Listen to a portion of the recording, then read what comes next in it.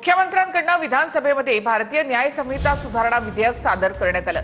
शक्ती कायद्यातील 2 तरतुदी न्याय संहितेमध्ये समाविष्ट करणार असं फडणवीसांनी म्हटलेलं आहे। सोशल मीडियावर महिलेची बदनामी केल्यास लैंगिक छळाच्या कलमामध्ये ते येईल।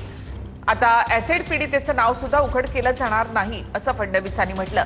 महिलांच्या भीतीपोटी अनेक पुरुषांनी आत्महत्या केल्यात असं जितेंद्र आव्हाडांनी म्हटलंय।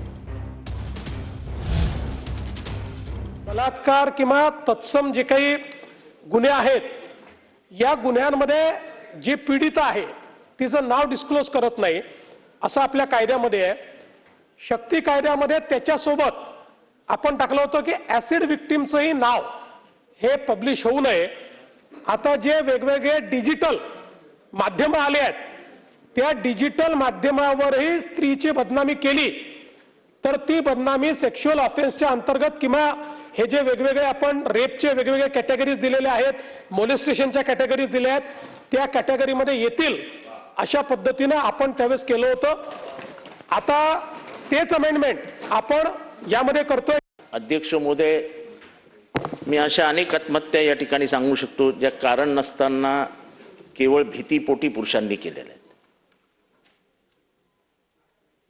काही मर्यादा किती वर्षानंतर बलात्काराची केस टाकायची? माझ्यावरती 2017 साली बलात्कार केला, 2025 साली केस। मुक्ती कायदा नाही, पण ह्याच्यात आपल्याला आणता येईल ना की हे एवढ्या ह्याच्यातच आपल्याला तुम्हाला हे दाखल करता येईल किंवा काय? बघा, म्हणजे आपण ज्याला जमेल त्याचं करतो की निश्चित याचा एक अभ्यास करण्यात येईल की बाबा मिसयूजचा म्हणजे अशा प्रकारचे जे काही कायदे आहेत या कायद्यांचा कुठे दुरुपयोग केला जातोय का। 9 तरतुदी आहेत की ज्या तरतुदी म्हणजे आपल्या शक्ती कायद्यातल्या या आता बीएनएस मध्ये रिफ्लेक्ट झाल्यामुळे स्टेट अमेंडमेंटची आवश्यकता नाही, बीएनएसचा तो पार्ट आहे।